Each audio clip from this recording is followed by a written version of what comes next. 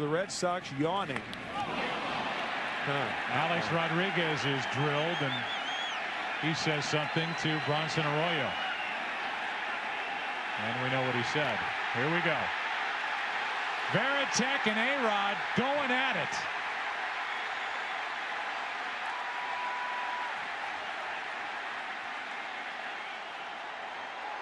Schilling is right in the middle of it. Now another fight off to the side. Millar is in it.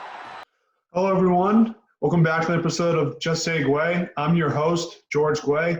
Today, I'm joined by Bronson Arroyo, who pitched 16 years in the Major League Baseball and also was a part of the 2004 Red Sox World Series championship team that broke the curse. Bronson, thanks for coming on. So other than with the Red Sox, where else were you with baseball as a pro? So I was drafted in 1995 by the Pittsburgh Pirates, and I spent 8 years in that organization, mostly in the minor leagues, but parts of 3 seasons in the big leagues. Then got claimed off the waiver wire to the Red Sox.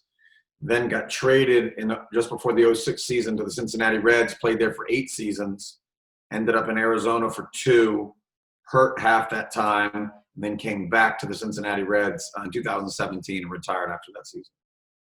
That's a very long career, and it was a very impressive career. So what was it like to be drafted right out of high school? When you first came into Major League Baseball, not going to college, was there something that surprised you a bit of playing so young?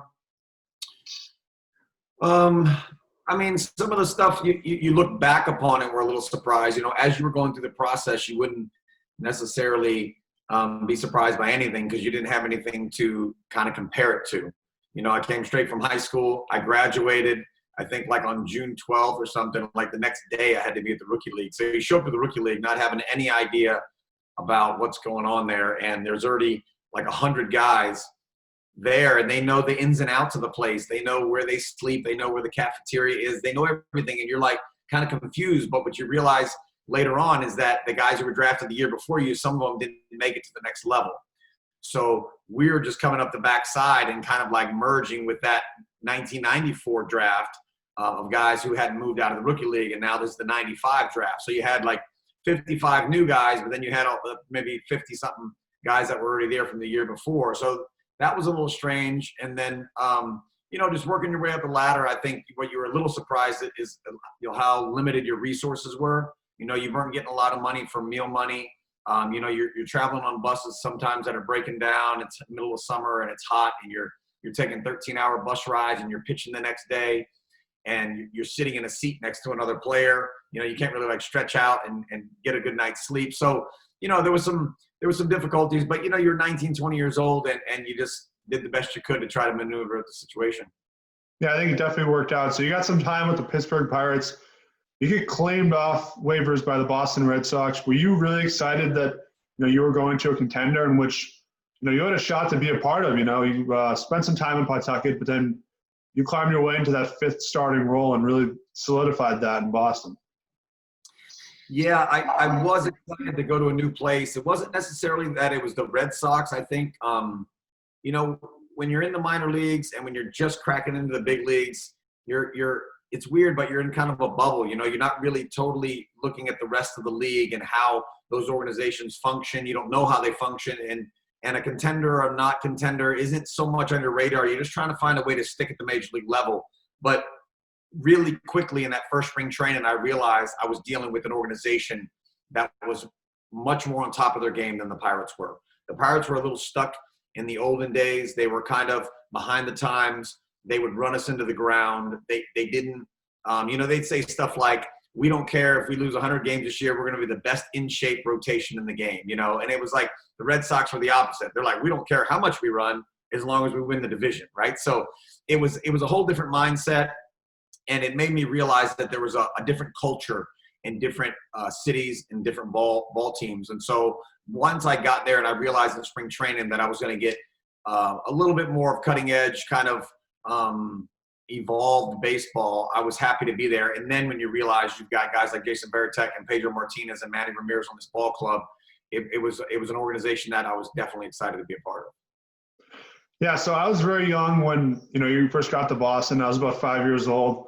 Um, I kind of remember how, there was a curse, but I didn't live it the way a lot of people like my dad and, my uncle and people lived it because they experienced it so much. When you guys had that heartbreaking loss to New York in 2003, you guys definitely did bounce back. But do you think the pressure increased more to win?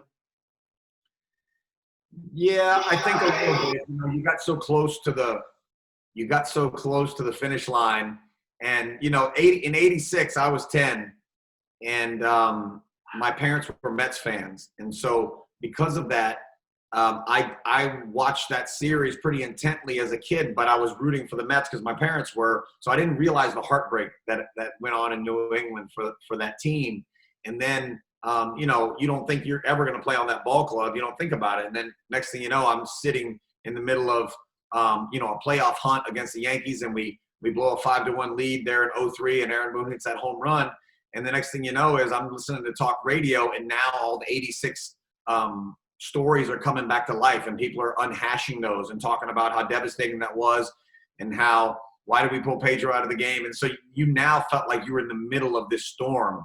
And so I really got to kind of value what it was like to be kind of a New England fan who was tortured by the fact that it had been 86 years and all of that. And then you start kind of harnessing that and using it as fuel. And so by '04, I really felt like I was part of New England, and it was just fantastic to be able to kind of deliver those goods to not only my generation, but the generation before and possibly the one before that, if some of those, guys were still alive. Yeah, that championship will always live on forever. So, that offseason must have been so tough. And I think a lot of teams, they have, heartbreaking losses in the playoffs, and they're not able to bounce back, but you guys were able to. What did it feel like when you guys saw Kurt Schilling pull into spring training and you guys had pretty much the same team intact? And you just added arguably one of the best pitchers in baseball, and you already have one of the best pitchers in baseball on your roster. Yeah, I had played against Kurt a few times in my early years with the Pirates when he was with the Phillies, and you just knew how hard – it felt like from the other side, anytime Kurt was on the mound, that you just knew – it wasn't like he was – you didn't expect him to go out there and strike out, 14 or 15 like maybe you thought of Pedro, but you just knew you weren't going to get many runs on the board, right? It was like he was very stingy with that. You knew he wasn't going to give a lot of free bases and walk people, and he was going to be able to command the game in a way that a lot of pitchers couldn't, even if they had quality stuff. He could live at 90 miles an hour and then ramp it up to 97 as soon as you got a guy in scoring position, kind of like a Justin Verlander. And Kurt just really commanded the game in that way. And so we knew that coming off '03, we already felt like we had a team that could have won the World Series. And to add him to that mix, we really felt like we had a ball club. I mean, there's T-shirts that I still have to this day that say this is the year, right? And we really believed that starting that season that no one was going to be able to topple us that year. And to show you how good the Yankees were, I mean, you obviously know we were that close to getting eliminated again. Yeah, so in my opinion, I think they're definitely the best 1-2 punch for pitching that I've ever seen. I definitely think they'll go down in the history books. What was it like to not only have that on the pitching side, but also the hitting side where you have that with Manny and David Ortiz? I mean, that's just as much as the deadly 1-2 punch as there is. Yeah, it was really – what was great about the ball club is that, there was a bunch of loose guys. Kevin Millar was the guy who really made the clubhouse go. He made everybody's personality come out. So not only did we have this fantastically talented ball club, but you were starting to see bits and pieces of personalities and guys like Manny and David Ortiz that were never in the forefront, especially on a Boston ball club, right? Because the media could be so vicious in that town, and it was notoriously a racist town. And so you had a lot of Latin and black players who maybe wouldn't necessarily open up as much as they had in the past. And Kevin Millar made everybody feel like they were on equal ground in that locker room and that they could do and say anything you wanted to as long as you played the game hard between the white lines. And so to have Manny and David in that lineup, also feeling like they were coming into their own, not only personality-wise, but David was now becoming a frontline major league hitter who was one of the best in the game. And when you tag that next to Manny, it was just such a great 1-2 punch. And it was really, it was really an opportunity for us to really, like you said, having Schilling and Pedro and having Manny and David was kind of just, we're going to stick our captains out there, and you got your hands full with us, right? It's like we've got a bunch of other good players on this ball club, but these 4 guys say it all alone right there by themselves that we're going to send them out between the white lines, and you guys are going to have your handful, every night of the week. Yeah, it's definitely great to have someone like that in the locker room, keep the glue together. Obviously, the Patriots kind of started the run in terms of championships in Boston. You guys got the ball rolling baseball-wise. I'm going to admit I've been very spoiled over these last 20 years. I've had some emotional moments. I cried when the Patriots lost to the Giants, but my first moment of crying with sports was when the July trade deadline, 2004, you guys trade Nomar, 5-time All-Star out of Boston. What's the mood like in the locker room when something like that happens? I mean, you guys got great pieces in return with Orlando, Cabrera, and Doug Mankiewicz, but, I mean, that's definitely got to make guys question what's going on, right? Yeah, a little bit. I remember we were in Minnesota. I remember the day. I remember that they were just going to swap locker rooms, and it was Nomar was a guy he was hard to get to know at the time because he was hurt a lot when I was there, and when he was playing, he was very to himself. I would try to get in his head a little bit about his rituals and about all of the gestures he would do on the field that people knew as these superstitions, and he didn't want to let you really into his circle a whole lot. And he was also a guy who was very frustrated by the media. And Boston, he had turned down a 4-year deal in 2003, I believe, and there was a little bit of turmoil there. So I think it was kind of a double-edged sword in the fact that, you were seeing a true Red Sox great leave, and you weren't sure what you were getting in return. We didn't really know Orlando Cabrera all that well. We didn't know Doug Mankiewicz that great. Like, you knew them as players, but you didn't know them inside and out. And so I think it was partly like, ooh, what's going on here, like you said. But the other half of us, I think there was a little bit of relief that, Nomar never really felt like, at least while I was there, it didn't seem like he was comfortable in his skin as far as the way that the organization respected him and, that he was healthy. And he just was never in a groove. There was always something that was kind of taking him away from being the really good player that we knew in the past. And so I think it was a little bit of negative and a little bit of positive, but really quickly what we realized is that Orlando was a real spark plug, not only personality-wise for the Latin guys, but just in general, just going out there and playing with some zest on the field. Yeah, definitely. I mean, I think that's good for me to hear because I think when you're a young kid and your favorite player gets traded, you don't really understand the reasons why. But I think over the years, obviously worked out. You guys got the championship, but I think the older you get and you see what is the real reason behind that stuff. So I think we should stick in July, obviously, because in July 24th against the Yankees, you plunk Alex Rodriguez, and that was my probably first memory of Red Sox Yankees and how intense it was. Did you see the situation escalating like that? And what's it like to be at the focal point of one of those, iconic moments in such a big rivalry? Looking back on it, it's fine because it's a day to remember. It was my father's birthday.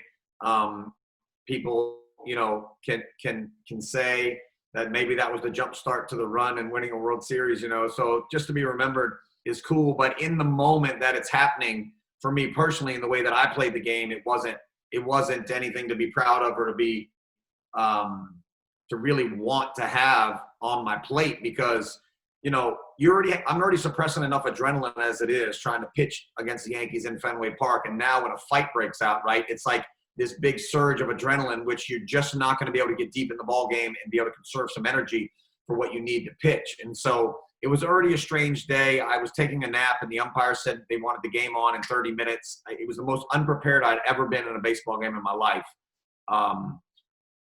So I went on to the bullpen in extra hurry, didn't get my normal preparation at all. I was ice cold to start the game, and by quickly, I think it was the third inning when that broke out. I was just trying to double up on a fastball inside on Alex, hit him with like an 87-mile-an-hour sinker on the elbow pad.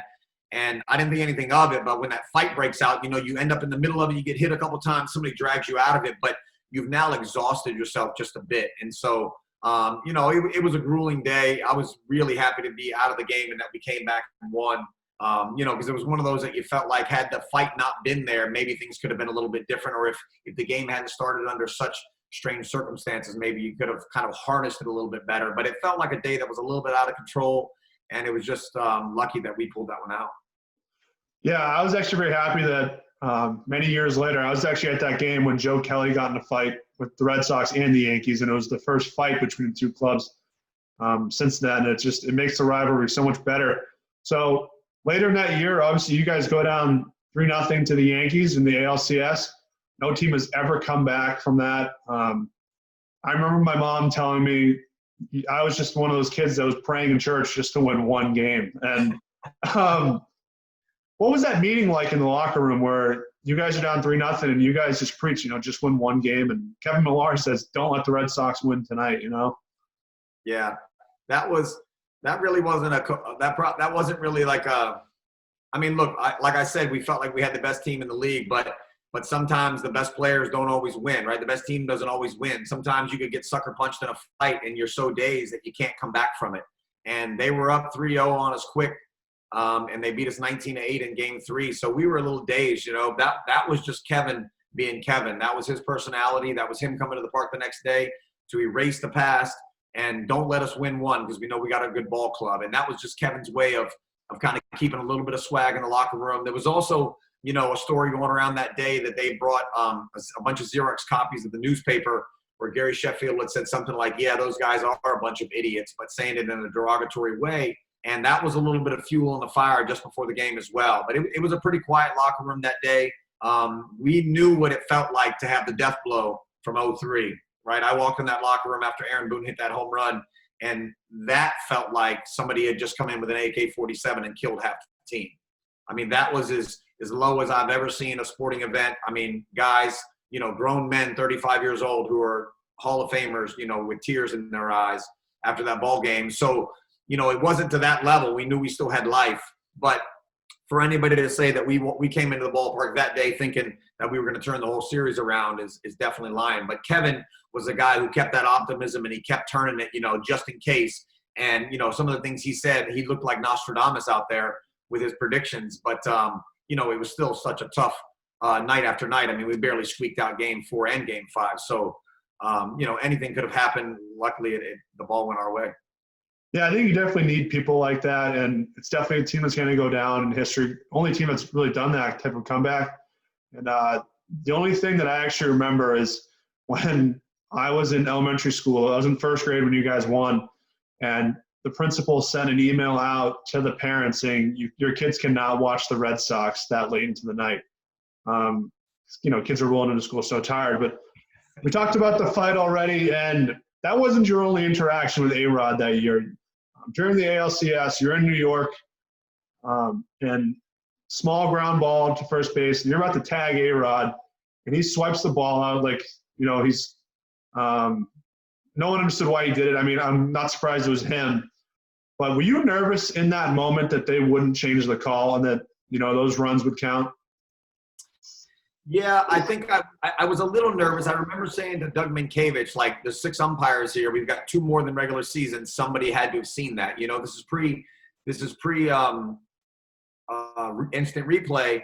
And so I was confident that they would get the call right. But in that big moment in New York and just knowing the history of the Red Sox and how many times things had not gone their way, there was a part of me in the back of my mind that said, maybe they're not going to get this call right. And also, what made it a little muddy or cloudy was the fact that I'd never seen that play ever before. I've never seen anybody purposely, karate chop someone's arm and knock the ball out and kick it down the right field line. So, it's not a play that we've seen once or twice, and we know the umpires are going to understand it as an out. And so it was a little hairy there for a few minutes, and it was a blessing in disguise because if I have Jeter at second base with 2 outs, like it should have been, I'm still got a man in scoring position. I got to face Gary Sheffield, and maybe I pitch him a little bit different. But we send him all the way back to first base because of the illegal play that Alex did. It gave me a little bit more breathing room to try to pitch to Gary without having to feel like a base hit was going to make it 4-3. Yeah, I think the whole classic thing in the moment was Alex Rodriguez, having his hands on his head at second base, acting completely shocked at what happened. He knew what he did too. And you guys end up winning Game 7, and Game 7 was comfortable fashion. You start off with Johnny Damon's grand slam. Was it nice to have a series win like that, and especially, obviously the historic comeback, but it seemed like everyone on the team had their moment that series, whether it's Ortiz's home run in Game 4, or even Kevin Millar's walk, or Mark Bellhorn's home run. It seems like everybody did something. Do you think it was really an all hands on deck thing?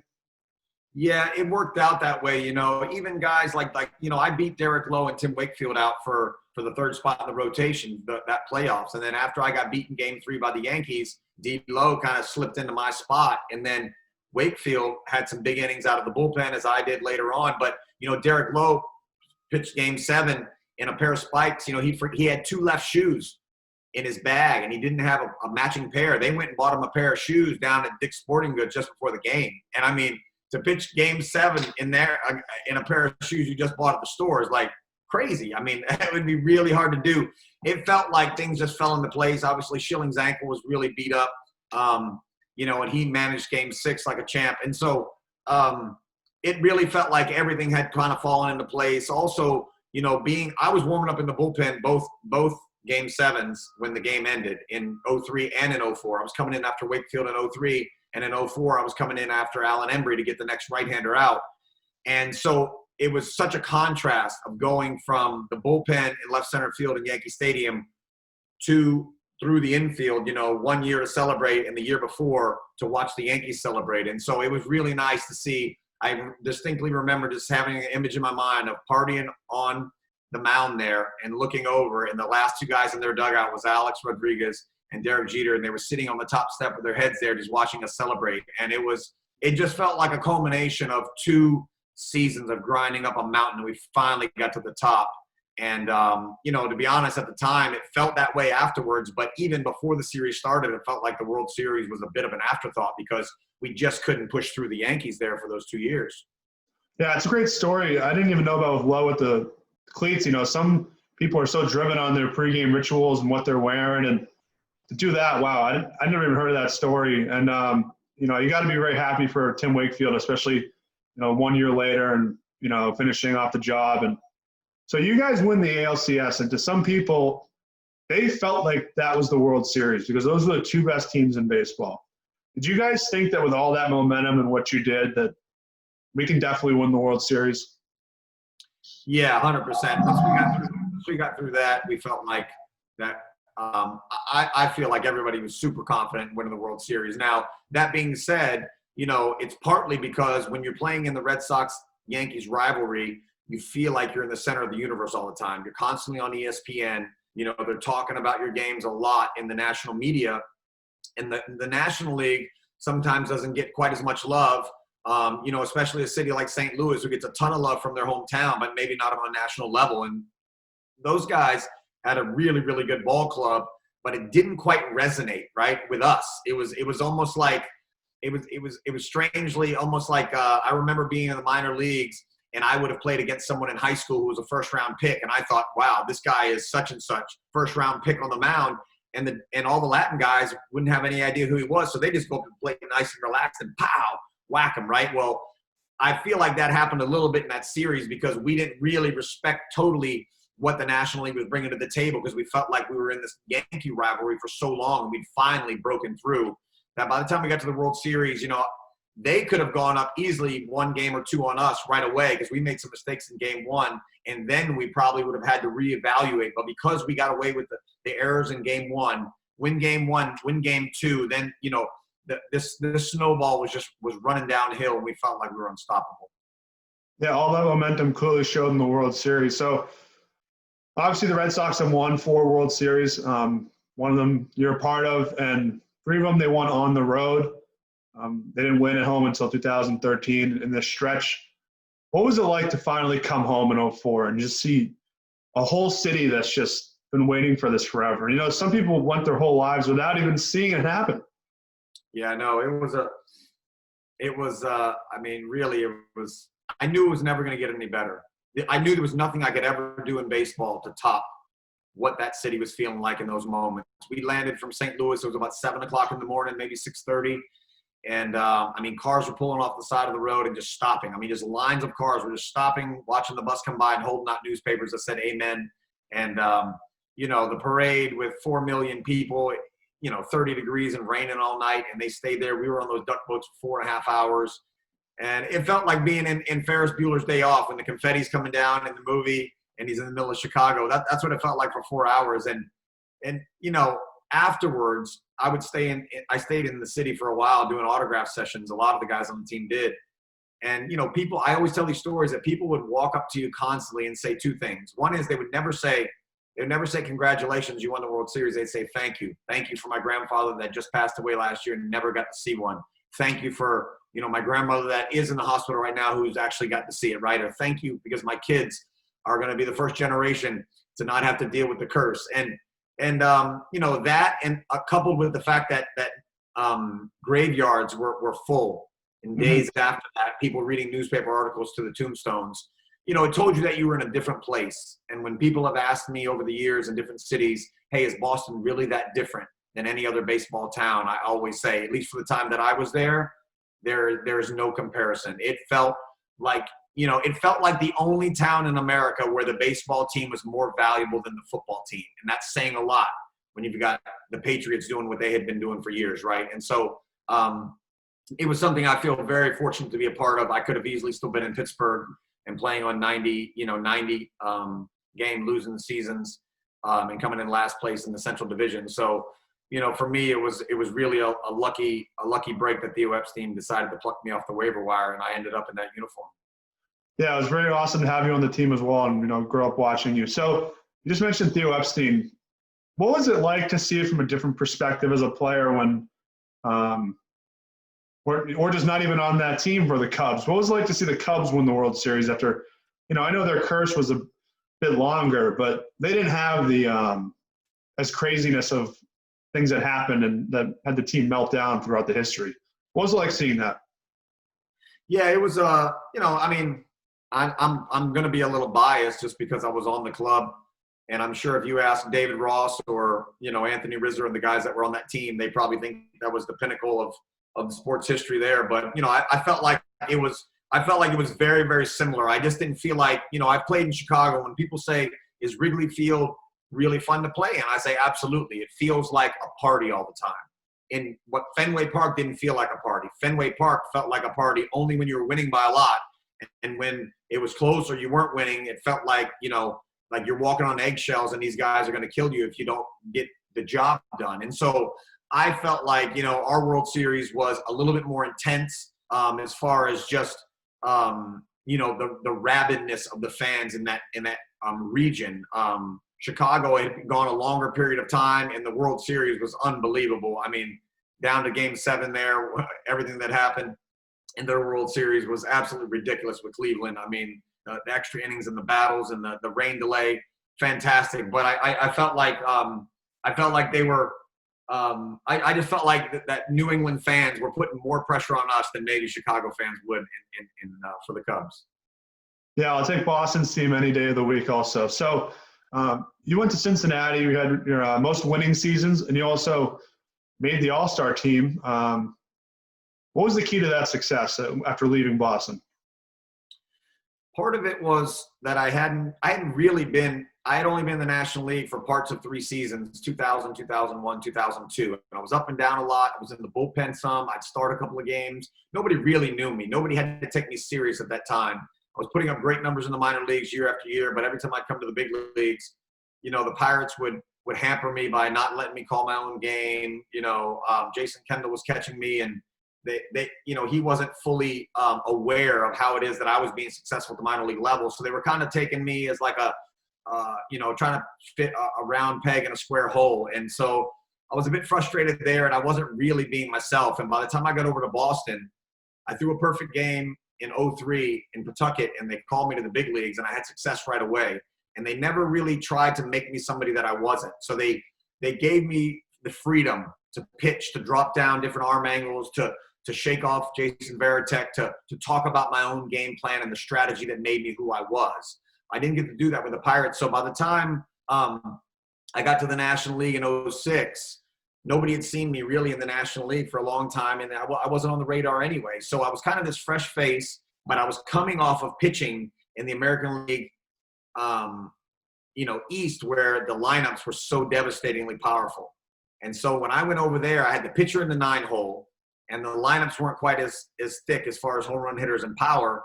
I felt like it was easy pickings, to be honest with you. I was going out there that year, and I just felt like there was no way I'm not going to get deep in the ball game. I averaged 110 pitches that year for 35 starts. I pitched 240 innings with a very thin frame, and I just, it was kind of a surprise to them. I kind of like popped them in the mouth before they knew what was coming by the All-Star break, and then I had to start making some adjustments. But really, I was coming into my own. I was 28, 29 years old. I was coming off that World Series championship. I felt like I belonged in the big leagues, and there was no doubt in my mind about it. So that confidence gave me the ability to pitch at the big league level like I always had at the minor league level, and that's where you saw that All-Star season come together in 06.